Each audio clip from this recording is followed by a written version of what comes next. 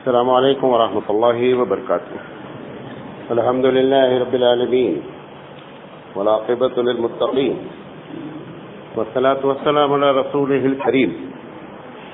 محترم حضرات، آج جمعہ ہے، سوال جواب کی نشست ہے.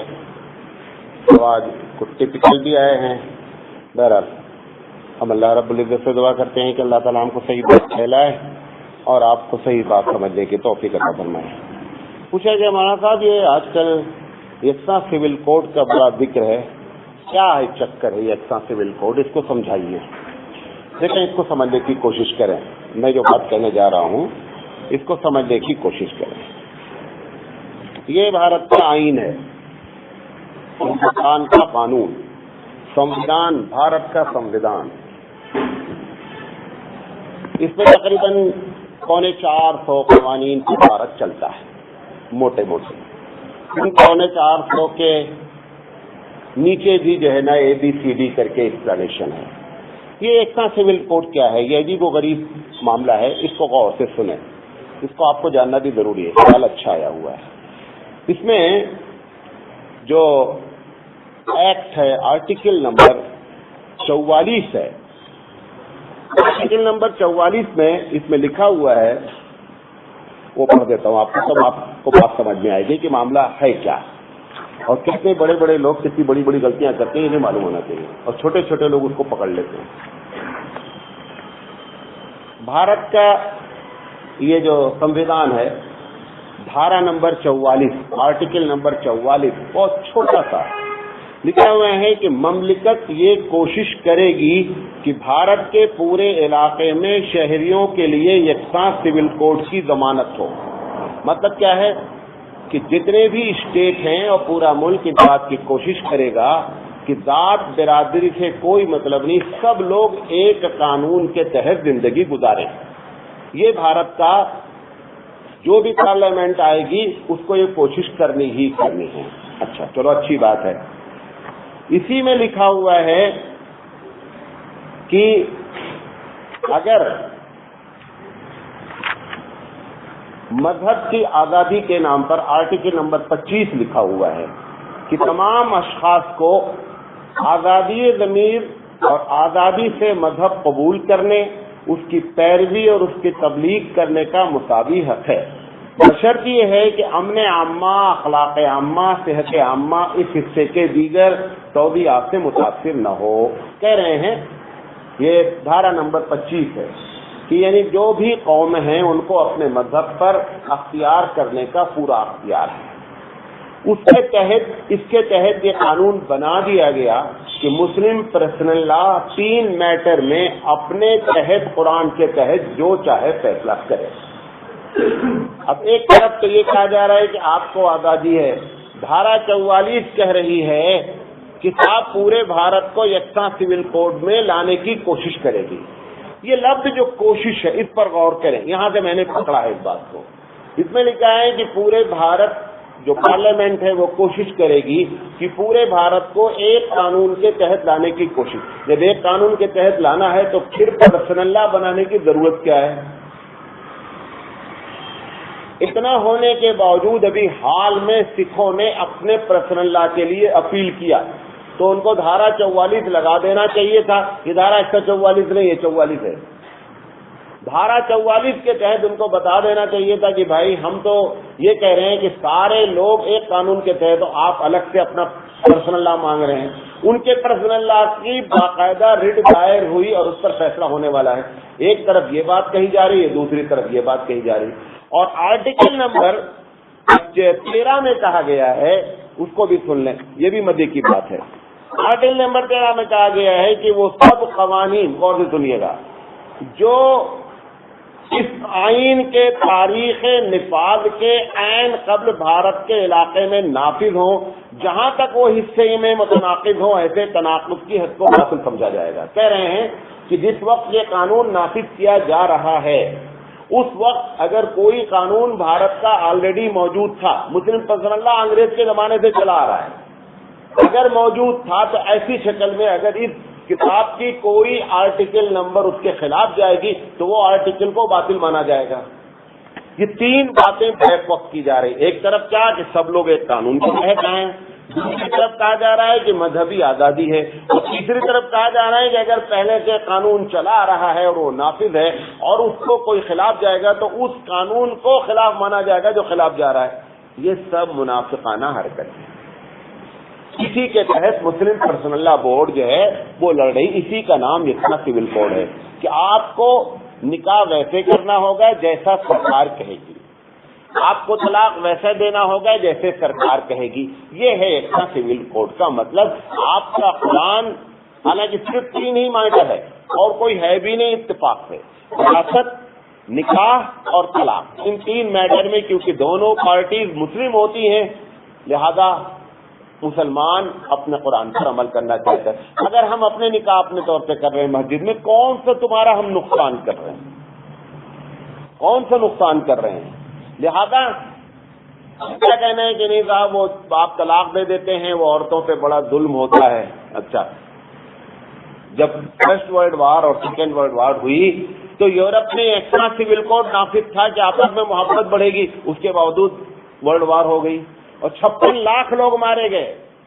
جو آپ کہہ رہے ہیں کہ اگر ایک قانون ہو جائے گی, سب وکیل لوگ باتیں کرتے ہیں اگر ایک ہو جائے گا تو آپس میں محبت ہو جائے گی. محبت قانون سے نہیں ہوتی, محبت دل جوڑنے اور جڑوانے سے ہوتی ہے. بہرحال اس کا مانا ہے ایک سول کوڈ. ہم زیادہ بات کریں گے تو بہت لمبی چوڑی بات ہو جائے گی. میں انشاءاللہ 2 تاریخ کو گلبرگہ میں اسی ٹاپک پر بات کرنے جا رہا ہوں, اس وقت پوری گفتگو آ جائے گی.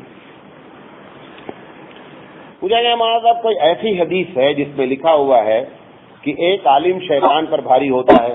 ابن ماجہ کی روایت ہے اور بھی دوسروں میں روایت ہے کہ فقیہ واحد اشد علی الشیطان من 1000 عابد, کہ ایک فقیہ آدمی, ایک عالم آدمی جو ہے شیطان پر ایسے بھاری ہوتا ہے جیسے کہ 1000 عابد اس کے اوپر بھاری ہو جائے. یعنی 1000 عابد سے جتنا شیطان نہیں ڈرتا ہے اتنا ایک عالم سے ڈرتا ہے. زیادہ یہ حدیث موجود ہے. پھولوں کا کاروبار کرنا کیسا ہے؟ جبکہ پھول قبروں پر بھی چڑھائے جاتے ہیں اور مندروں پر بھی چڑھائے جاتے ہیں. پھولوں کا کاروبار کرنا جائز ہے. دیکھیں, جب کوئی ایک چیز خاص ہو جائے تب ناجائز کا فتویٰ دیا جائے گا. چاقو ہے, چاقو سے گلا کوئی کاٹ دیتا ہے, اب اس سے سبزی بھی کاٹی جاتی ہے. اب آپ فیکٹری والے کے خلاف فیصلہ دے دیں کہ بھائی چاقو بنانا بند کر دو اس لیے کہ لوگ گلا کاٹ رہے ہیں. ایسے فتوے نہیں دیے جاتے ہیں. بہرحال جس نے پوچھا یہ اس کی ایمانی بات ہے, اس کی دل کی کیفیت ہے. پوچھا کہ مولانا صاحب ایک شخص کا انتقال ہو گیا ہے, اس کی ایک بیٹی ہے, 2 پوتی ہے اور ایک باپ ہے, وراثت کیسے تقسیم ہوگی؟ ایک بیٹی ہے, 4 پوتیاں ہیں اور باپ ہے, وراثت کیسے تقسیم ہوگی؟ ایک بیٹی کا حصہ آدھا ہے. اگر بیٹی کے ساتھ پوتی آ جاتی ہے تو پوتی کو 1/6 ملتا ہے, یعنی 100 روپے میں تقریباً 16 روپے 66 پیسے 67 پیسے ملیں گے. 4 پوتیاں اس میں بانٹ لیں گی برابر برابر, اور بیٹی کو آدھا دے دیا جائے گا. اس کو دینے کے بعد باپ کو 1/6 دیں گے, 16 روپے 66 پیسے. اگر تینوں کو ملا لیں گے, اگر کچھ بچے گا تو پھر باپ کو بقیہ واپس کر دیں گے. ادھر واپس نہیں آئے گا, باپ کو چلا جائے گا. تو اگر باقی دیں گے اس طریقے سے تو 100 روپے میں 50 روپے بیٹی کو جائے گا, 16 روپے 67 پیسے پوتی کو جائے گا. پوتیاں آپس میں بانٹ لیں گی. باپ کو 16 روپے 67 پہلے 1/6 ملے گا.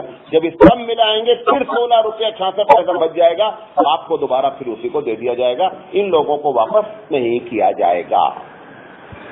ایک دوسرا مسئلہ آیا وراثت کا کہ مولانا ایک شاہ, یہ خود ایک بہت بڑی بات ہے. ہم اتنا وراثت پر بولتے ہیں الحمدللہ کہ لوگوں میں شعور پیدا ہو رہا ہے دنیا کے مختلف جگہوں سے, کہ لوگوں کو اس بات کا خوف ہو رہا ہے کہ ہم قرآن کے خلاف ورزی کر رہے ہیں, ہم کو شرعی لحاظ سے حصہ تقسیم کرنا چاہیے.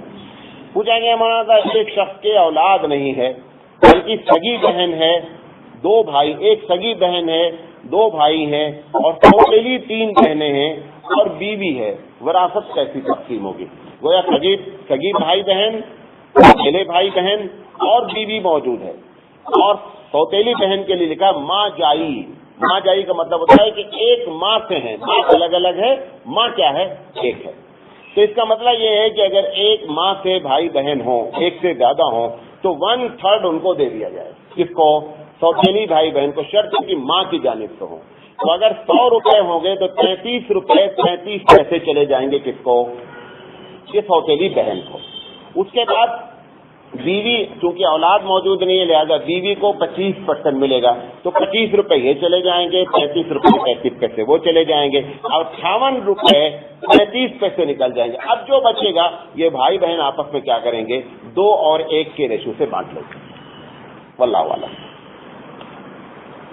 پوچھیں گے مولانا صاحب مسجد امام صاحب ہیں، مسجد کی جانب سے کوٹا دیا گیا تھا، اب مسجد والوں نے امام صاحب کو کسی وجہ سے الگ کر دیا ہے، لیکن امام صاحب یہ کہہ کر کے کہ مجھے بغیر اطلاع نکال دیا گیا لہذا کمرہ خالی کرنے کے لیے تیار نہیں ہے، اور وہ کہتے ہیں کہ یہ میرا حق ہے۔ دیکھیں کرائے کے مکان کے سلسلے میں شریعت کی پالیسی بہت ہی واضح ہے، مکان مالک ہمیشہ مالک ہوتا ہے۔ اگر اس نے کہہ دیا کہ آپ میرا مکان خالی کر دیں، شرافت تو یہ اخلاقی لحاظ سے کچھ ٹائم دے دیں، اگر نہیں بھی دیے تو آپ کو لازم ہے کہ آپ ٹائم لے کر کے مکان کو خالی کر دیں۔ اگر ایسے اس کے باوجود بھی مکان خالی نہیں کیا جاتا تو فتویٰ ہے دارالعلوم کا، پھر ایسی عمارت میں ایسی جگہ پر کسی بھی آدمی کی نماز قبول نہیں ہوتی۔ آپ چاہے جتنی نماز کیوں، مقبوضہ علاقے میں کوئی مسجد بنا لے، مقبوضہ علاقے میں کوئی نماز ہے، اس کی نماز قبول نہیں ہوتی، لہذا یہ گناہ کبیرہ ہے۔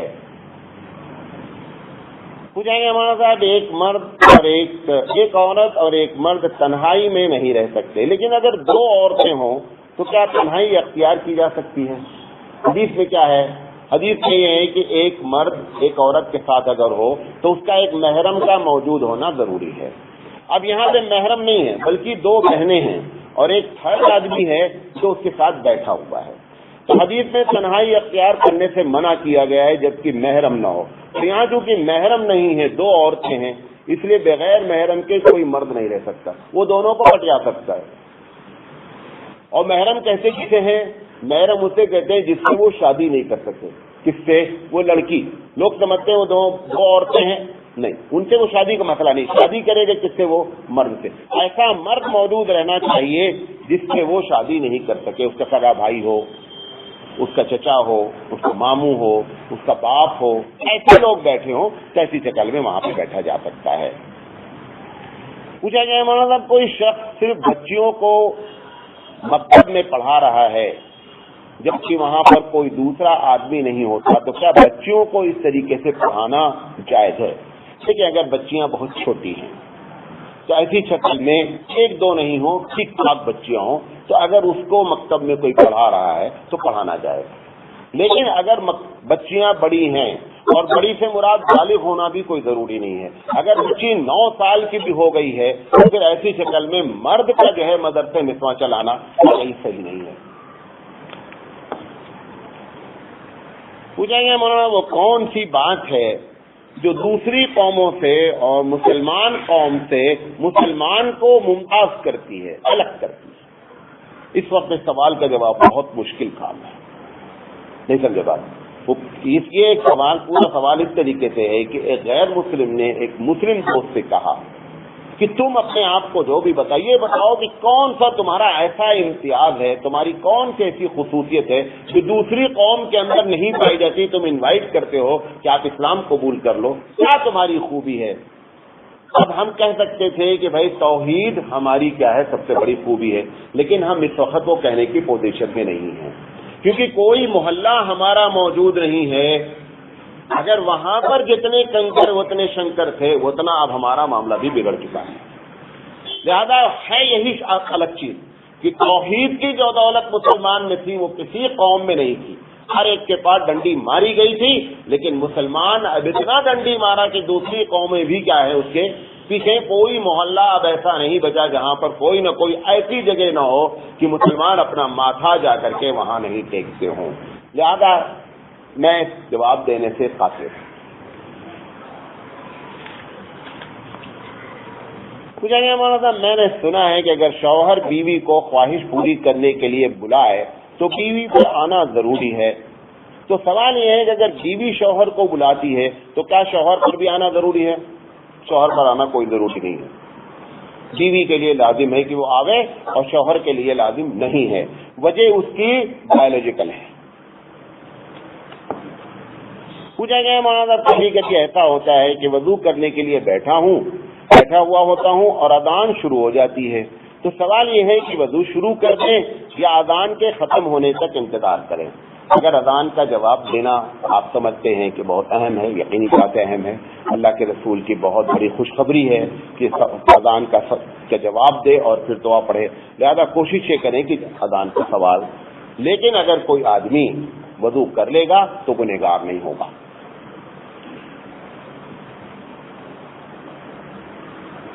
کبھی کبھی ایسا ہوتا ہے کہ بیت الخلاء جانے کی تیاری میں ہوتا ہوں اور اذان شروع ہو جاتی ہے، تو کیا اذان کے ختم ہونے کا انتظار کریں؟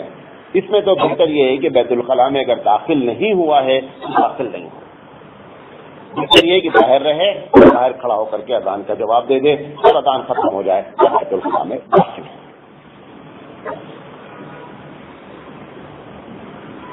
مولانا صاحب، آپ نے بہت پہلے ایک بات بتائی تھی کہ نماز میں جو دو پیروں کے درمیان میں 4 انگل لوگ لے کر کے کھڑے ہوتے ہیں اس پر کوئی حدیث نہیں ہے، لیکن ایک صاحب نے بتایا ہے کہ یہ قیاسی مسئلہ ہے، پوری بات لمبی چوڑی ہے۔ انہوں نے یہ بتایا ہے کہ کسی صحابی کا عمل ہے کہ وہ چپل رکھ لیتے تھے اپنے پیروں کے بیچ میں، لہذا اس بنیاد پر وہاں سے یہ مسئلہ نکالا گیا کہ دونوں پیر کے بیچ میں صحابہ کا یہ عمل رہا ہوگا کہ 4 انگل کا فاصلہ رہا۔ ایک دم غلط بات۔ پہلی بات تو کوئی صحیح حدیث موجود نہیں چپل رکھنے کی، نمبر 1۔ چپل رکھنے سے یہ لازم کیسے آتا ہے کہ چپل ایسے رکھی ہوتی ہے، چپل ایسے سے رکھی رہی ہو؟ ایک بات۔ دوسری، اگر چپل ایسی بھی رکھی، یہ کیا ضروری ہے کہ وہ پیر کم کر کے چپل سے ملا کے کھڑا ہوا ہو؟ یہ محض قیاس ہے، اور قیاس کی بنیاد پر اتنا بڑا فتویٰ نہیں دیا جا سکتا ہے کہ آپ 4 انگل کریں گے تو افضل ہوگا۔ اب وہ 4 انگل کے چکر میں بازو والے سے دور ہو رہے ہیں، اس کی فکر نہیں ہے، ہمارا 4 انگل برقرار رہنا چاہیے۔ اور دوسری بات، جو لوگ موٹے لوگ ہیں اگر ان کو 4 انگل تم بتا دیے کھڑے ہونے کے لیے تو گرنے کے لیے بھی تیار ہو جائیں گے، ان کو گر جانا ہے۔ یہ ایک انسانی نیچرل ہے کہ اس کو کتنی جگہ میں کمفرٹیبلی اس کو کھڑا ہونا چاہیے، لیکن ایسی کوئی حدیث قطعی موجود نہیں ہے۔ کینیڈا سے سوال آیا ہوا ہے کہ مولانا صاحب اجتماعی دعا کے بارے میں تفصیل سے بتائیے۔ یہاں پر ایک عالم صاحب، انہوں نے پورا ویڈیو بھیجا ہے کہ انہوں نے تقریر کی ہے اور اس میں بتایا ہے کہ اجتماعی دعا حدیث سے ثابت نہیں ہے۔ جو انہوں نے بتایا ایک دم صحیح بتایا ہے۔ کوئی صحیح حدیث ہمارے پاس امام کے سلام پھیرنے کے بعد اجتماعی دعا کی موجود نہیں ہے۔ اتفاق سے ابھی مسعود مامو ہاشمی صاحب بھی آئے ہوئے تھے، ان کے سامنے بھی میں نے اس مسئلے کو جان بوجھ کر رکھا کہ اگر ان کی نظر کوئی ہے تو اچھی باتیں بڑے عالم ہیں۔ انہوں نے کہا ایک دم صحیح ہے، کوئی حدیث صحیح موجود نہیں ہے اجتماعی دعا۔ یہ جو اجتماعی دعا اگر مانگنا ہی ہے، 2 نظریہ قطعی نہیں ہونا چاہیے۔ آج جو حالت ہو چکی ہے اس کو تو قطعی چھوڑنے کی ضرورت ہے۔ وہ کیا ہے؟ اگر امام صاحب دعا نہیں مانگے تو یہ پیچھے منیار صاحب بیٹھے ہی رہیں گے، چاہے آدھا گھنٹہ بیٹھے رہیں گے۔ یہ بات بتا رہی ہے کہ آپ کا نظریہ غلط ہو چکا ہے۔ ایسی جگہ پر we have to oppose it, ہر حال میں اس کا ہم کو اپوز کرنا چاہیے جہاں پر یہ معلوم ہو چکا ہے کہ لازم ہے۔ اور ہے طریقہ کیا؟ آپ نے دعا سے نماز شروع کیا، سورہ فاتحہ کیا ہے؟ دعا۔ نماز دعا پہ لا کے ختم کیا، کون سی دعا تمہاری رہ گئی بھائی؟ اگر آپ کو مانگنا ہے، اللہ کے رسول نے فرمایا فرض نماز کے بعد دعائیں قبول ہوتی، آپ اپنی دعا مانگیے۔ مولانا کو بیٹا چاہیے، آپ بچوں سے پریشان ہیں، آپ نے آخری بچے کا نام رکھا ہے بس کر اللہ۔ اب میں دعا مانگ رہا ہوں بیٹے کی اور آپ بول رہے ہیں بس کر اللہ، تو دونوں کی دعا کون والی قبول کرنا؟ آپ بھی اس پر آمین بول رہے ہیں، آمین بول رہے ہیں۔ مفتی سعید احمد صاحب پالن پوری مدد العلی استاد محترم، انہوں نے بڑی پیاری بات کہی ہے۔ انہوں نے کہا ہے کہ جب ایسا مسئلہ آ جائے کہ جہاں پر پوری امت ایک مسئلے میں گرفتار ہو، وہاں اجتماعی دعا مانگ لیں۔ مثال کے طور پر قحط پڑا ہوا ہے، سب کو پانی کی ضرورت ہے، سب لوگ ایک دعا مانگے اللہ معاف کر دیجئے، اللہ پانی دے دے۔ ان آپ کو بھی ضرورت ہے، ہم کو بھی ضرورت ہے۔ یہاں پہ جو آپ دعا مانگ رہے ہیں ہماری کچھ رسپانس کی ضرورت ہے، امام صاحب کا کوئی مسئلہ پھنسا ہوا ہے، ہمارا کوئی معلوم تو ہے نہیں وہ کیا کہہ رہے ہیں، آمین بولے چلے جا رہے ہیں، آمین بولے چلے جا رہے ہیں۔ اب وہ جو دعائے قنوت کرتے ہیں امام شافعی رحمۃ اللہ علیہ کے، اللہم کیا ہے، اللہم اہدنا ہدیت ہے نا، وہ کہہ کر کے اس میں 3-4 جگہ ایسا ہے کہ آمین بولنا نہیں ہے، لیکن اس کو بولنا ہے کیوں، پیچھے والے کو معلوم ہی نہیں۔ اسی لیے امام اعظم علیہ الرحمٰن نے بڑی لاجیکل بات کی۔ امام اعظم نے کہا کہ جب نماز کے اندر ہے تو تم کو کیا معلوم ہے کہ وہ کیا کہہ رہا ہے، لہذا وہ دعا ایسا ہونی چاہیے، لاجک ہے، سمجھے نہیں؟ لہذا یہ جو ہمارے دوست جنہوں نے پوچھا ہے فاطمی صاحب، ان کو معلوم ہونا چاہیے کہ وہ جو صاحب کیوں بیچارے پریشان ہو گئے، ارے پاکستان انڈیا میں تو بغیر اس کے نماز ہی نہیں مانتے۔ جیسے ہی سلام امام نے پھیرا آپ ڈسکنیکٹ ہو گئے امام سے، کوئی بھی تعلق آپ کا امام سے نہیں ہے۔ اب امام صاحب اگر فوراً کھڑے ہو جاتے ہیں، ایسا گھور کے اسے دیکھتے ہیں کہ معلوم نہیں کون سا گناہ کر دیا بیچارے، سنت پہ عمل کرتا ہے تو ناراض ہو جاتے ہیں، سنت پر عمل نہیں کرے کیا امام صاحب کیا دعا مانگے امام صاحب۔ ہمارا مزاج ہے سنت کے خلاف چلنا، سنت کے خلاف کام کرنا، یہی کہتا ہوں آپ لوگ ناراض ہو جاتے ہیں۔ ہندوستانی مسلمان، ہندوستان سے مراد پرانا بھارت، یہ قادر نہیں ہے نبی کریم صلی اللہ علیہ وسلم کی سنت پر عمل کرنے پر، عبادت بھی اب نہیں بچی ہے، شادی بیاہ تو درکنار ہے، شادی بیاہ چھوڑ دیں۔ اب تو شادی بیاہ میں بچے یہ پوچھتے ہیں مولانا صاحب کی بتاؤ کہ اصل شادی کیا ہے، کیونکہ آپ نے اتنا شادی میں لفڑا کر دیا ہے کہ اس کو پتہ ہی نہیں کہ اوریجنل شادی حبیب مصطفیٰ کیسے کرتے تھے۔ اللہ پوچھا مولانا تھا اصل شادی بتا دیجیے، کتنے بیچارے جماعت کے لوگ آتے ہیں مولانا میں سنت کے مطابق کرنا چاہتے، کیوں پریشان ہے وہ، کیوں بھائی نیچے سے لے 5 مرتبہ تو صرف منگنے کے لیے دیکھنے آتے ہیں، 5 مرتبہ پوری گاڑی بھر کر آئے گی، چچا دیکھیں گے، ماموں دیکھیں گے، خالہ، ایک بھی محرم نہیں، سب کو دکھلا رہا ہے۔ لڑکی نہ ہو گئی آلو گاجر ہو گئی، خدا نہ خواستہ، کوئی عزت ہی نہیں اس لڑکی کی بیچاری کی۔ ہمارے پاس اتنے کیس آتے ہیں، رو رو کر بہنیں کہتی ہیں کہ 50 مرتبہ، ایک عورت نے بمبئی کی کچھ دن پہلے کہ 50 مرتبہ اب تک میں گڑیا بنا کے دکھائی جا چکی ہوں اور اس پر لوگ انکار کرتے رہتے ہیں، کیا رہ گئی؟ اس عورت کی عزت کے بارے میں سوچو جو ہماری ماں ہے، اسی عورت کے بارے میں نبی کریم صلی اللہ علیہ وسلم نے کیا کیا باتیں بیان فرمائی، آپ اس کی ایسی دھجیاں اڑا رہے ہیں۔ چلا کر کے دیکھیں گے، لکھا کر کے دیکھیں گے، وہ جو دیکھنے خود آئی ہیں وہ خود اتنی ہے کہ سوا شرما جائے، ان کو چاند چاہیے۔ اپنا پہلے منہ جا کے دیکھ لو کہ تمہارا منہ کیسا ہے، چاند ڈھونڈنے چلے۔ یہ سب عورتوں کی بے عزتی ہے، سمجھے نہیں؟ اس طرح پرہیز ہونا چاہیے۔ بہرحال کام ہمارا یہ ہے سنت پر عمل نہ کرنا۔ آپ کہیں گے مولانا ایسا آپ زیادہ بول رہے ہیں، حقیقت یہی ہے۔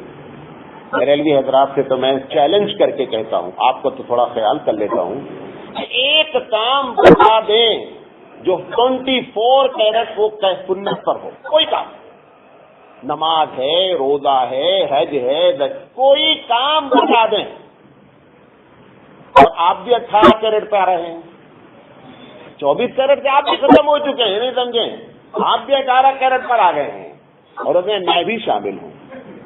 کیوں؟ لوگ دیکھتے رہتے اچھا یہ دعا میں ہاتھ اٹھاتا کہ نہیں اٹھاتا، الگ الگ لوگ بیٹھے رہتے نا، میں تو بولتا رہتا ہوں تو نوٹ کرتے مولانا جب یہ مانگتی دعا تو میں کم اسمارٹ ہوں کیا؟ آپ لوگوں کی وجہ سے میں بھی تو اسمارٹ رہتا، میں کبھی کبھی کیا کرتا چپ چاپ بیٹھا رہتا، اب وہ سمجھتا کہ یہ اہل حدیث ہو گیا ہے، پھر تھوڑی دیر اب وہ اہل حدیث خوش ہو جاتا کہ ہاں یار، اس کے بعد تھوڑی دیر کے بعد ابھی امام صاحب کی دعا ختم نہیں ہو رہی تو میں ہاتھ اٹھا لیتا، یار یہ کون سا آدمی ہے، وہ بیزار آ جاتا اس کو، یہ عجیب طرح کی آدمی ہے۔ تو میں جو ہے نا حدیث کے مطابق زندگی گزارنے، میں نہیں کہہ رہا ہوں لیکن میں کوشش ضرور کرتا ہوں۔ کتنے لوگوں کو شکایت ہے میں نے اپنی بیٹی کی شادی نہیں کی، مولانا بتائے ہی نہیں۔ میں نے کہا فاطمہ رضی اللہ تعالیٰ کے نانے کو شادی ہو گئی، مدینہ والوں کو پتہ ہی نہیں تھا۔ عبد الرحمن بن عوف عرب پتی تھے، عرب پتی، ولیمہ کر لیے، سید الانبیاء موجود مدینہ میں، اور ولیمہ کی دعوت سید الانبیاء کو نہیں ملی۔ جب ان کے کپڑے پر انہوں نے تھوڑا کلر دیکھا تو پوچھا کیا بھائی شادی وادی کے لیے کیا؟ ہاں عبد الرحمان بن عوف نے نبی کو نہیں بلایا، کوئی کمپلینٹ نبی کی نہیں، مولانا سراج نہیں بلایا، ارے اتنا بڑا ایسا گناہ کبیرہ کر دیے، اور فجر رو ایک مرتبہ چھوڑ دے، کوئی بولنے نہیں آتا، مولانا ہو کے فجر چھوڑے آپ، ایک مرتبہ آج تک کوئی نہیں بولا، اور بیٹی کی شادی نہیں بلایا تو ہنگامہ پہ ہنگامہ ہے، سنت کے مطابق کرو تو ہنگامہ، سنت چھوڑو اپریشیٹڈ۔ پوچھا جائے مولانا صاحب میں سال میں ایک مرتبہ مرکز نظام الدین جاتا ہوں، اور جو باتیں مشورے میں طے ہوتی ہیں تو ہم واپسی میں یہ مشورہ کرتے ہیں کہ کون سی باتیں اپنے لوگوں کو بتانی ہے اور کون سی باتیں اپنے لوگوں کو نہیں بتانی ہے۔ کیا میرا یہ عمل خیانت ہے؟ سینسیٹیو بات ہے یہ۔ اگر مرکز والے ایک بات کہتے ہیں کہ آپ اپنے علاقے میں جا کر کے یہ باتیں بتا دیجیے، تو لازم ہے کہ ہم اپنے امیر کی اطاعت کریں، نمبر ایک۔ اور اگر آپ یہ سمجھتے ہیں کہ یہ باتیں ہمارے علاقے میں سوٹیبل نہیں ہوں گی تو امیر سے اسی وقت اجازت لیں کہ حضرت آپ نے بتایا تو ہے لیکن یہ باتیں اگر کر دیں گے تو بڑا ہنگامہ ہو جائے گا۔ لیکن اگر امیر سے بتایا بھی نہیں جا رہا ہے اور بغیر امیر کے بتائے ہوئے اس کی بات سے کانٹ چھاٹ کی جا رہی ہے تو یہ امیر کی اطاعت نہیں ہے، لازم ہے کہ خیانت میں شمار کیا جائے گا۔ پوچھا گیا مولانا ہمارا جسم کن کن چیزوں سے ناپاک ہو جاتا ہے جس کی وجہ سے غسل کرنا ضروری ہوتا ہے؟ دیکھیں، جتنی بھی گندگی لگتی ہے کسی چیز سے غسل واجب نہیں ہوتا ہے، آخانہ لگ جائے، پیشاب لگ جائے، جو بھی ہے، جو جگہ لگی ہے وہ جگہ ناپاک، اس کو عبداللہ اس سے غسل لازم نہیں ہوتا ہے۔ غسل لازم ہوتا ہے آدمی کے جنبی ہونے سے، عورت کے ساتھ صحبت کرنے سے، عورت کا مینسس آنے سے، بچہ اس طریقے سے ناپاکی لگنے سے آدمی ناپاک نہیں ہوتا ہے، بلکہ اس کو جو جگہ لگی ہوئی ہے اس کو وہ دھل ڈالے، اس کا پاک ہو جائے۔ اسی چکر میں کتنے لوگ مثال کے طور پر کبھی باہر گئے، پیشاب کر لیا انگریز کی طریقے سے، اب اس کے بعد سمجھے میں ناپاک ہو گیا، کیا ناپاک ہوا بھائی؟ دھلو، دھل کر کے اگر کپڑے پہ لگا بول بدلو، نہیں نہایا نہیں، نہانے سے کیا تعلق ہے؟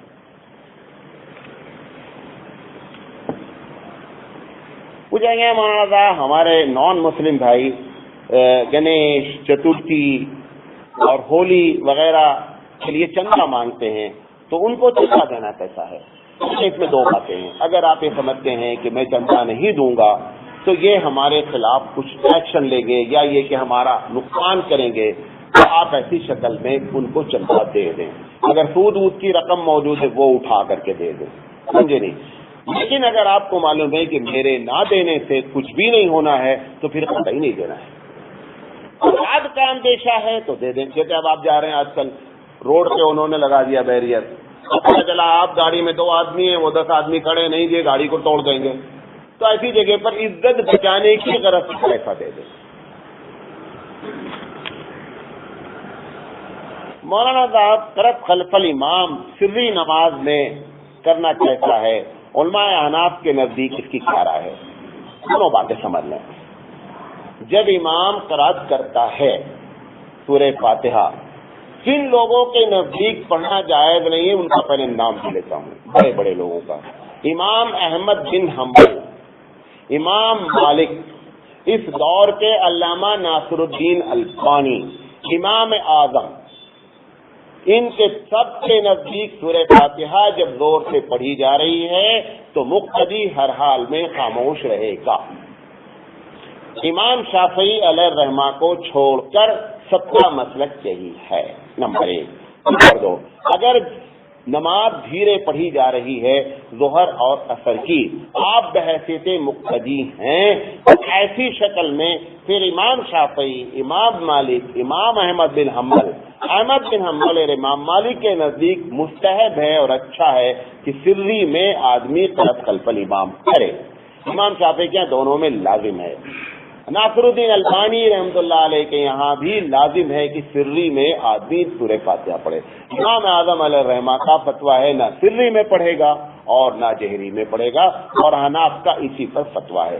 دلیل کا وقت نہیں ورنہ دونوں کی دلیل بھی بھرپور دیتے۔ پوچھا گیا مولانا میت کے فوٹو ویڈیو شوٹ کرنا اور اس کو موبائل یا کمپیوٹر میں رکھنا کیسا ہے؟ ایک دم صحیح نہیں ہے. وہ مر گیا سکون سے مر جانے دو. یہ مطلب کو اس کو بھی ٹینشن نہیں دو اور خود بھی ٹینشن میں نہیں آؤ.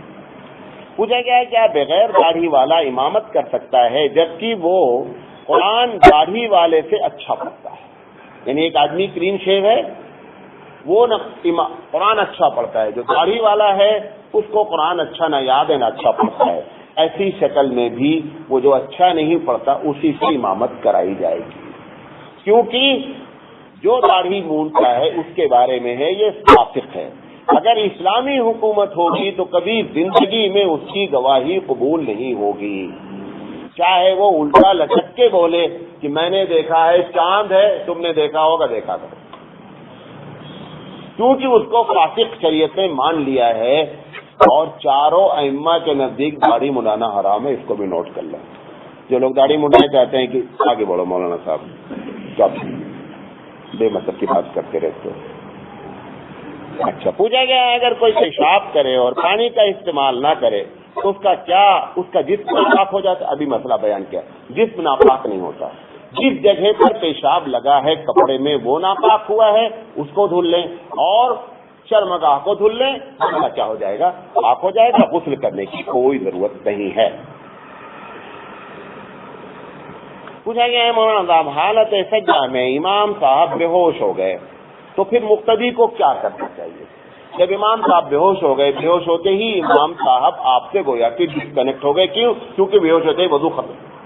لہٰذا ایک آدمی کو امام کی جگہ پہ کھڑے ہو کر کے نماز پڑھ لینا چاہیے, اور نماز پڑھنے کے بعد اگر سیریس میٹر ہے تو ایک دو آدمی امام صاحب کو پیچھے لے کے چلے جائیں اور ایک آدمی وہاں پر آگے بڑھ جائے. لیکن چونکہ پیچھے کھڑے وہ لوگ ہیں جو زیادہ قسم کے لوگ ہیں, ہونا یہ چاہیے حدیث کے مطابق ان لوگوں کو پیچھے کھڑا ہونا چاہیے جو مسئلہ بھی جانتے ہوں اور قرآن حدیث کا علم بھی رکھتے ہیں, ان کو سب سے پیچھے کھڑا ہونا چاہیے تاکہ ایسی کوئی صورتحال پیش آ جائے تو ایسی شکل میں امامت کر سکیں. ایک سوال اور آیا ہوا ہے جو میں نے لکھا نہیں کہ مولانا صاحب آپ نے بتایا کہ رکوع اور سجدے میں, پرسوں غالباً یہ بات ہوئی ہے نا کہ رکوع اور سجدے میں قرآن کریم آپ نہیں پڑھ سکتے ہیں, تو اس کی وجہ کیا ہے؟ حالانکہ میں نے جہاں پر یہ بات بتائی ہے وہاں پر اس کی وجہ بھی بیان کی کہ رکوع اور سجدہ اپنے رب کے سامنے اپنی ذلت کا اظہار ہے کہ میں اللہ ذلیل, آپ ہی سب کچھ, میں آپ کا بندہ ہوں. تو اس میں قرآن پڑھنے کے بجائے اللہ کی تعریف کی جاتی ہے کہ میں کچھ نہیں ہوں, آپ اللہ ہیں, میں بندہ ہوں. اس بنیاد پر جو ہے منع کیا گیا ہے. پوچھا گیا ہمارا صاحب ویڈیو کال سے کسی اور دوسری کو دوسری جگہ دیکھنا کیسا ہے؟ ویڈیو کالنگ ہوتی ہے نا, ادھر بھی آدمی نظر آتا ہے, ادھر بھی آدمی نظر آتا ہے. اگر ویڈیو کال کرنے والا جانتا ہے کہ ادھر نامحرم ہے اس لیے ویڈیو کال لگائی جا رہی ہے تو قطعی جائز نہیں ہے. لیکن اگر نامحرم نہیں ہے, مرد کا معاملہ ہے, تو ویڈیو کال لگائی جا سکتی ہے. پوچھا گیا ہے کسی عالم کی آڈیو یا ویڈیو اسپیچ عورتوں کو سنانا اور دکھانا کیسا ہے؟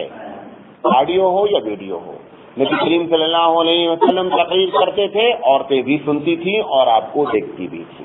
لہٰذا اگر کوئی آدمی عالم تقریر کر رہا ہے, مجمع میں عورتیں بھی پیچھے بیٹھی ہوئی ہیں, مرد بھی پیچھے ہیں, گیدرنگ الگ الگ ہے, کوئی مسئلہ نہیں, چاہے آڈیو چل رہی ہو اور چاہے ویڈیو چل رہی ہو, دونوں جائز ہے. پوچھیں گے مطلب اگر کوئی جوائنٹ فیملی میں رہتی ہے تو کیا عورت شوہر کے تابع رہے گی یا ساس کے؟ کس کے تابع کیا جائے؟ یہ تقریر کرنے والا ہوں, دعا کیجیے گا کہ عورت کو سب سے زیادہ ٹارچر عورت کرتی ہے. مشہور مرد ہے الگ بات ہے, ٹارچر سب سے زیادہ عورت کرتی ہے. یہ جو بہو ساس بہو کا معاملہ ہے, چاہے ساس ٹارچر کرے اور چاہے بہو ہیں, دونوں کون؟ عورت. یہ بیچارہ جو بیچ میں مرد ہے نا, یہ تو ریفری بنا ہوا ہے, سیٹی بجاتا رہتا ہے, کبھی بیوی کی طرف بجاتا ہے, کبھی شوہر کی طرف بجاتا ہے. نہ اماں خوش ہوتی ہے نہ بیوی خوش ہوتی, کوئی نہیں خوش ہوتا. یہ بیچ میں سینڈوچ بن گیا. یہ جو مسئلہ پوچھا گیا ہے, قطعی ساس اگر شریف عورت ہے تو اس کو چاہیے کہ بہو کے آنے کے بعد سمجھ لے میں بڑی ملکن, یہ چھوٹی ملکن. نمبر 1. اس کے وہ معاملات جس کا تعلق اس کے شوہر سے ہے اس میں کہیں انٹرفیئر نہیں کرے. مثال کے طور پہ شوہر جا رہا ہے, بیوی سے کہہ رہا ہے کہ چلو آپ گھوم کے آتے ہیں. اب انہوں نے پہلے سے کہہ رکھا بغیر میرے پوچھے جانا نہیں. یہ جو ساس نے جو دادا گیری کر رکھی ہے نا, ہٹلر بنی بیٹھی ہے, یہ سب سے بڑا کام غلط کر رہی ہے. اس کا شوہر ہے, وہ جانا چاہ رہے ہیں, لیکن وہ اس کو جانے دیں آپ.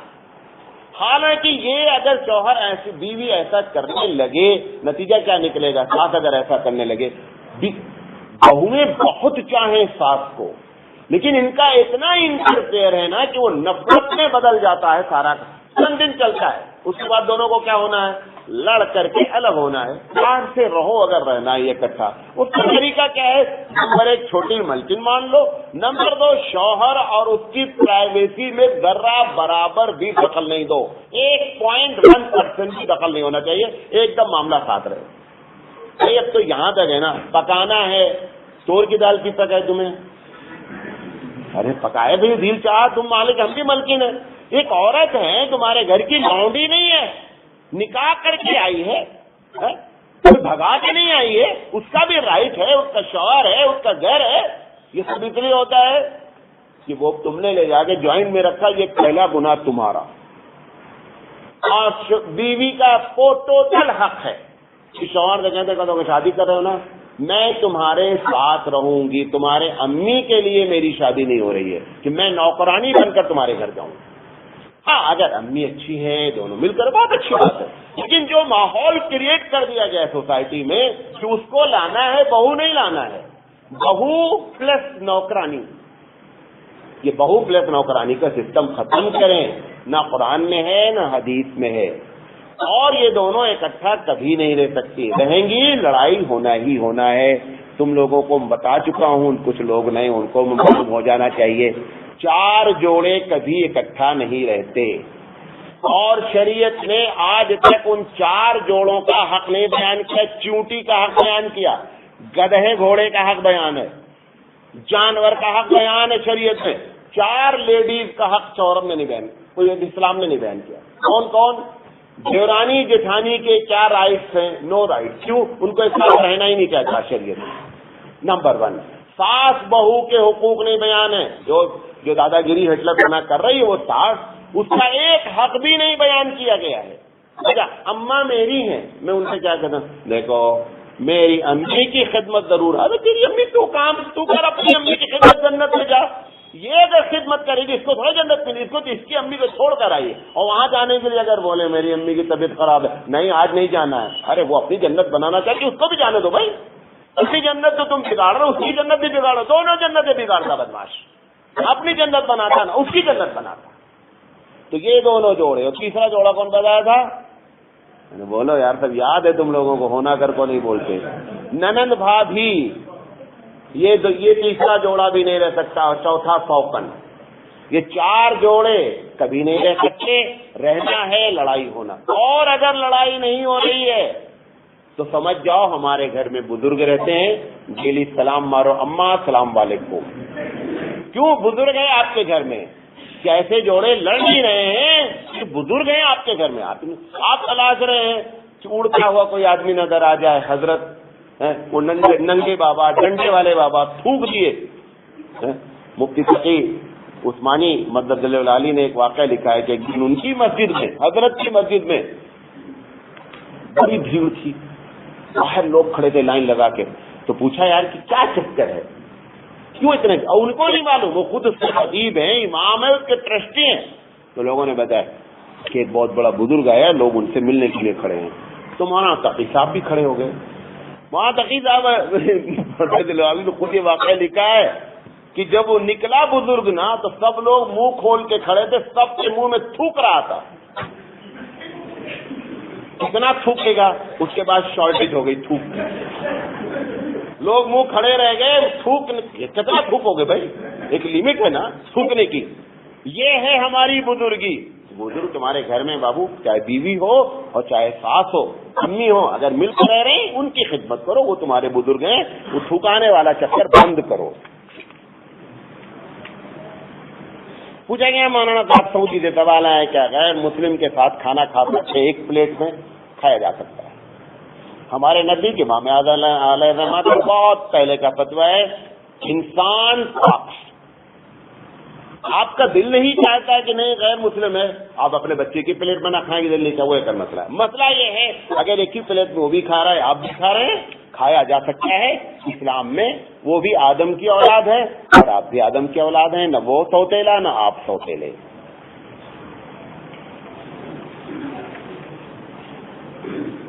ایک صاحب نے سوال کیا مولانا صاحب میں ایک گاؤں کا پردھان ہوں، بہار کا ہوں، آپ کے پروگرام میں 4 سال سے سن رہا ہوں اور سنوا رہا ہوں.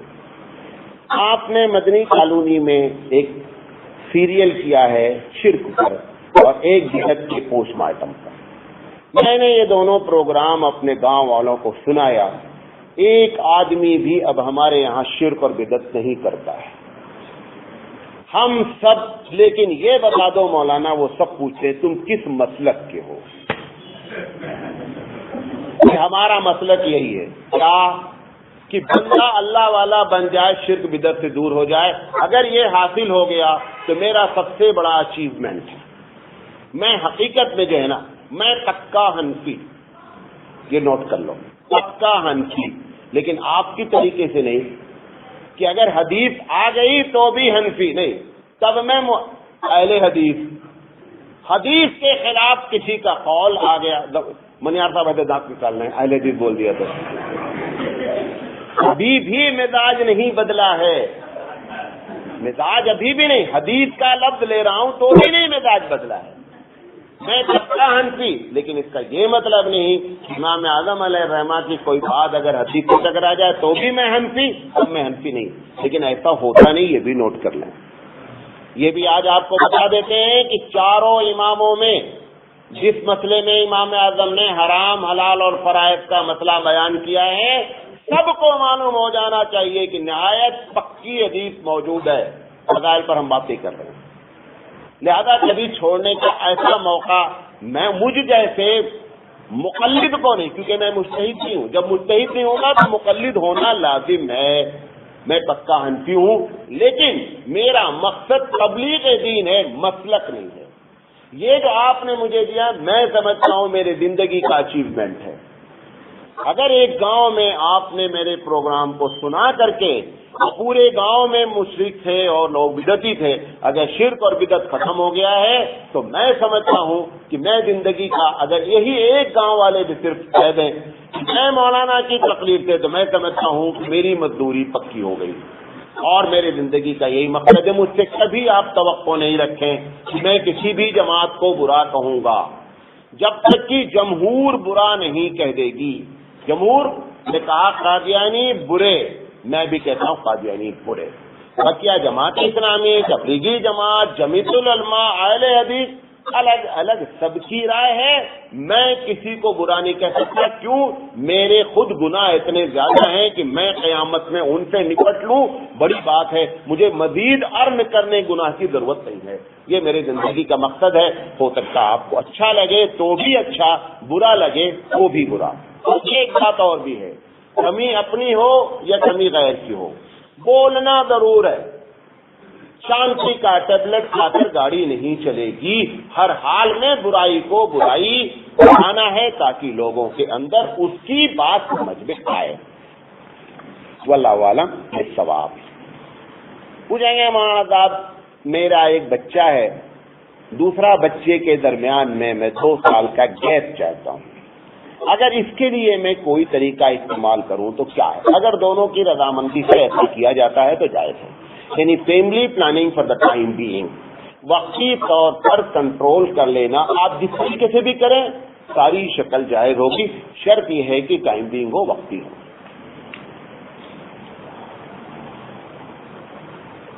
پوچھیں گے مولانا میرا سوال یہ ہے کہ ایک آدمی بے عمل ہے تو کیا عمل کی دعوت دے سکتا ہے؟ ایک دم دے سکتا ہے. آپ لوگ کہتے ہیں کہ آپ پہلے خود نمازی بن جائیے، کوئی ضروری نہیں. ہمارے اوپر نماز پڑھنا فرض ہے، اتنا ہی ہمارے اوپر نماز کی دعوت دینا بھی فرض ہے. پورا سوال دوسری جگہ اس طریقے سے آیا کہ ایک جماعت کے ساتھی ہیں خود نماز نہیں پڑھتے، ان کو کیا حکم؟ ایک دم غلط بات ہے وہ بات. اگر وہ دعوت کا کام کر رہا ہے، یہ اپنی ذمہ داری نبھا رہا ہے، اس کو اس کا ثواب ملے گا. خود اس پر عمل نہیں کرتا، گناہ ملے گا. کسی کام کا نام بیلنس ہونا ہے، قیامت میں بیلنس شیٹ ہم کو دی جائے گی. لہٰذا یہ کہہ کر کے اس کو روکا نہیں جائے کہ تم دعوت کا کام نہ کرو کیونکہ تم خود اس پر عمل نہیں. یہ ایک الگ بات ہے کہ نفسیاتی طور پر اس کے اثرات کم مرتب ہوں گے.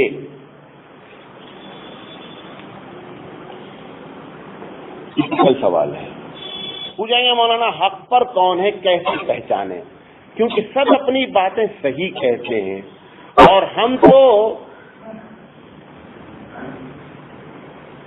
کیا لکھا ہے اچھا، اور ہم نے تو یہ سنا ہے کہ یہ دیکھو کہ کس نے کہا ہے، کیا کہا ہے، یہ نہ دیکھو کہ کس نے کہا ہے.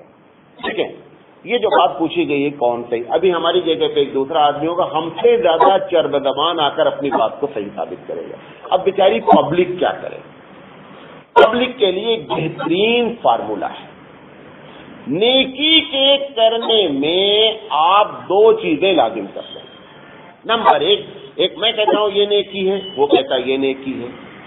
آپ نیکی اس کو مانیں جو اللہ رسول سے ثابت ہو اور صحابہ کی زندگی سے ثابت ہو. وہ کہتا ہے کہ یہ بھی نیکی ہے، کرنے میں نقصان کیا ہے، صحیح، آپ اس کے پیچھے نہیں جائیں. حبیب مصطفیٰ صلی اللہ علیہ وسلم نے فرمایا جب ایسے حالات ہو جائیں گے لوگ 73 فرقے میں بڑھ جائیں گے، آپ نے فرمایا مانا علیہ واصحابی، جس پر میں ہوں اور میرے صحابہ ہیں وہ آپ عمل کریں گے، آپ کو پتہ چل جائے گا حق کون ہے. جب آپ اس سے بات کریں گے وہ دو جملے بولے گا. اگر دو جملے بولے، میں آپ کو بچانا چاہتا ہوں مولویوں کے چکر سے، غور سے سنیں. اگر میں آپ کو آپ مجھ سے دلیل مانگیں، میں دلیل دینے کے بجائے اگر دو سینٹینس بولوں تو سمجھ جائیے کہ میں تم کو رانگ گائیڈ کر رہا ہوں، غلط راستہ بتا رہا ہوں. کیا دو سینٹینس ہیں؟ پہلا میں یہ کہوں گا اچھا بھائی چلو ٹھیک ہے، اس کام کے کرنے میں نقصان کیا ہے؟ جب میں یہ بولوں سمجھ جائیے میرے پاس دلیل موجود نہیں ہے. نمبر 2، میں دوسرا جواب یہ دوں کہ کیا یہ جو آپ کر رہے ہیں اس کے لیے حضور نے منع کیا ہے؟ جب یہ دو جملے بولنے تو آپ سمجھیں مولانا صاحب بدل چکے ہیں.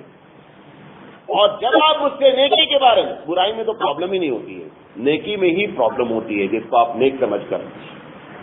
جب میں بتا دوں کہ یہ حدیث سے ثابت، مثال کے طور پر چھوٹی سی مثال ہے، اذان سے پہلے درود شریف پڑھا جاتا ہے، بہت سے مسجد پڑھا جاتا ہے، میں نہیں پڑھتا ہوں، نہ پڑھنے کا قائل ہوں، پڑھنے کو غلط کہتا ہوں، غلط ہے. وہ کہتا ہے سامنے والا کہ مولانا صاحب درود شریف پڑھنا غلط ہے کیا؟ وہ یہ نہیں کہہ رہا ہے کہ فلاں حدیث میں لکھا ہے، اس کے بعد سمجھ جائیں کہ اس کے پاس دلیل موجود نہیں ہے. نمبر 2، دوسرا جواب دیتا ہے کہ مولانا کیا منع کیا گیا ہے کہ اذان سے پہلے درود نہ پڑھا جائے؟ یہ دو جملے سائن ہیں کہ بندہ غلط ہے. یہی پہچان کا طریقہ ہے. کیا ہم تم کو پریشان کر کے ماریں گے؟ کیوں ایسا کرتے ہیں ہم؟ کیا ہم کو آخرت نہیں ہے؟ ایسی بات نہیں، ہمیں بھی معلوم ہے آخرت کیا ہے. چکر صرف پیٹ کا ہے، کیونکہ مولوی کی اکنامی خراب ہے، اس کی اپنی اکنامی بنانے کے لیے وہ آپ کو لڑاتا ہے تاکہ میرا الو سیدھا ہوتا رہے. یہ ہے فائنل بات. پوچھا گیا مولانا صاحب امتحان میں اچھے نمبر سے پاس ہونے کے لیے کوئی عمل بتا دیں. معلوم ہے آپ کو مولانا تھانوی رحمۃ اللہ علیہ فرماتے ہیں جس چیز میں سبب موجود ہے تو پہلا تو ان کا مشورہ یہ ہے کہ سبب ٹوٹل اختیار کرو. اس امید پر نہیں جاؤ، ماشاء صاحب غور سے سنیے گا، اس امید پر امتحان دینے نہیں جاؤ کہ کالج میں نقل کرائی جائے گی. مسلم مینجمنٹ جتنے ہیں اللہ معاف کرائے 90%. ابھی ایک کالج کا کیس آیا میرے پاس، 2 لڑکیاں امتحان دے رہی تھی، دونوں نے طے کر رکھا تھا کہ دونوں کا ایک ہی سبجیکٹ، 50% تمہیں پڑھ کر آنا، 50% میں پڑھ کر آؤں گی، اور میں 50% تم کو کاپی کراؤں گی تاکہ ڈیوائڈ ہو جائے، برڈن کم ہو جائے سلیبس کا. کیا آئیڈیا ہے؟ 2 پیپر انہوں نے مار دیا، ایسے صحیح ہو گیا. تیسرے پیپر میں ایک ہو گئے شمال بیٹھ گئے، ایک بیٹھ گئے جنوب. وہ رونا شروع کی وہی ماحول میں. کیوں؟ کیونکہ اس سیٹ الگ ہو گئی.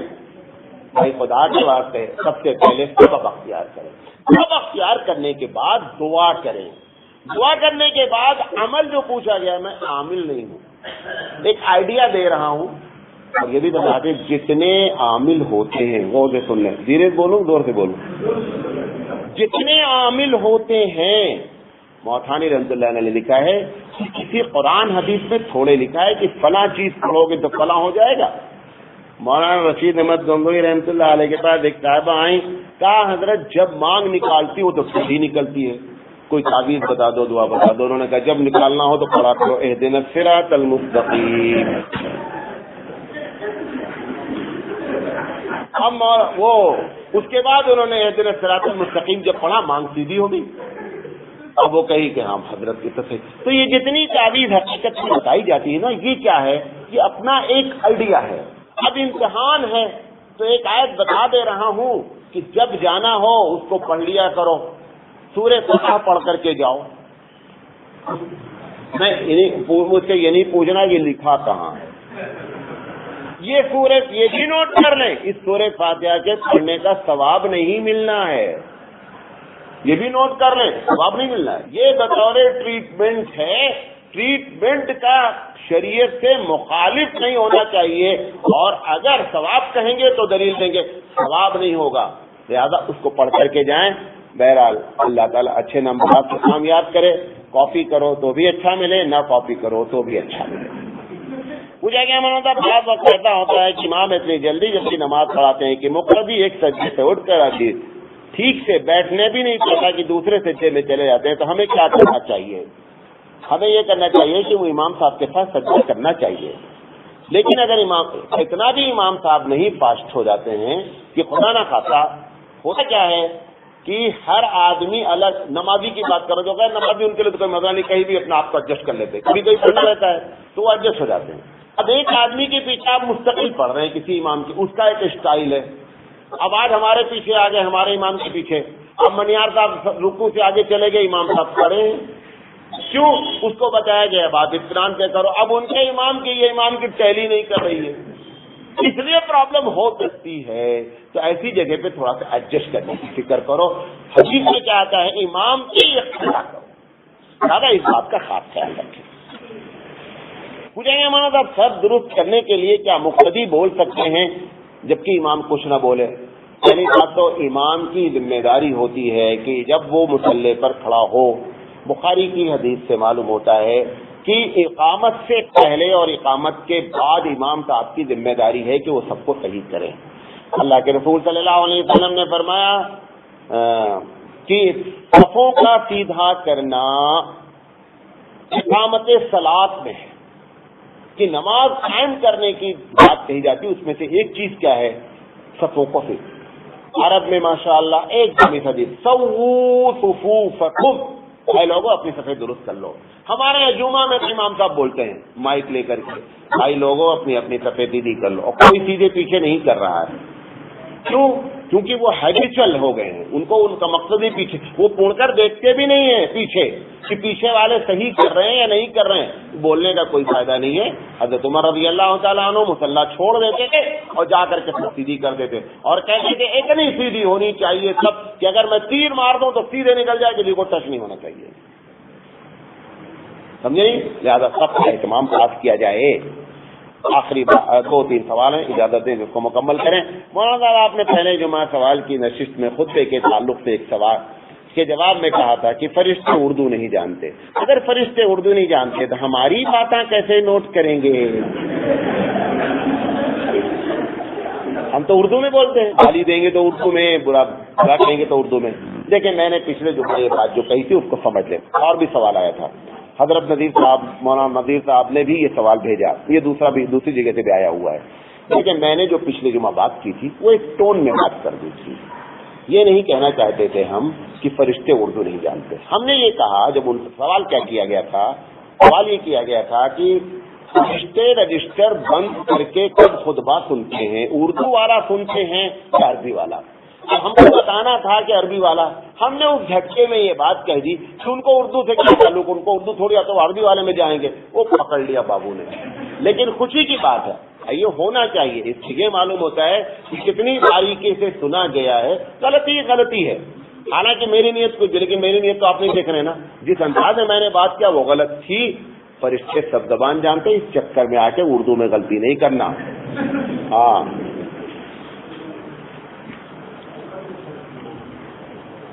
پوچھا گیا مولانا صاحب تقریر میں، یہ سوال سمجھ میں نہیں آ رہا ہے، اگر کوئی قرآن کی آیت پڑھ کر اس کا ترجمہ بولتا ہے تو کیا ایسا کرنا غلط ہے؟ ٹھیک ہے، اگر کوئی آدمی نماز پڑھتا ہے اور اپنے مقتدیوں کو بتانا چاہتا ہے روزانہ 5-7 منٹ کہ ہم نے آج اللہ سے یہ باتیں کی، اللہ نے آپ سے یہ بات کی، اگر وہ کچھ کہتا ہے، یقینی بات ہے کہ جو پیچھے مقتدی کھڑے ہیں ان کی مادری ٹنگ جو ہے وہ عربی نہیں ہے، لہٰذا ایسی شکل میں اگر وہ بتا دیتا ہے تو بڑی اچھی بات ہے، بتا دینا چاہیے. لیکن اگر نہیں بتائے گا تو نہ گنہگار ہوگا اور نہ بتانا اس کے ذمہ لازم ہے، کیونکہ عبادت کا سمجھنا ضروری نہیں ہے. عبادت کا سمجھنا ضروری نہیں. سمجھیں گے، لطف اٹھائیں گے، کیا ہو جائے گی، لیکن قبولیت اور مزہ اس وقت آ جائے گا جب پتا چلے کہ ہم کیا کہہ رہے ہیں. پوچھا گیا مولانا صاحب یہ مزی اور منی میں کیا فرق ہوتا ہے؟ دیکھیے منی اچھل کر نکلتا ہے اور مزی بغیر کسی وجہ سے نکل سکتا ہے. اگر منی نکلتا ہے تو غسل واجب ہو جاتا ہے، اور اگر مزی نکلتا ہے تو جس علاقے میں منی نکلتا ہے، جس جگہ سے وہ جگہ ناپاک ہوتی ہے، غسل واجب نہیں ہوتا ہے لیکن وضو ٹوٹ جاتا ہے. واللہ عالم بالصواب. اللہ تعالیٰ سے دعا ہے ایک دوسرے بات غلط نکل گئی ہو تو معاف فرمائے. آخر دعوانا الحمدللہ رب العالمین.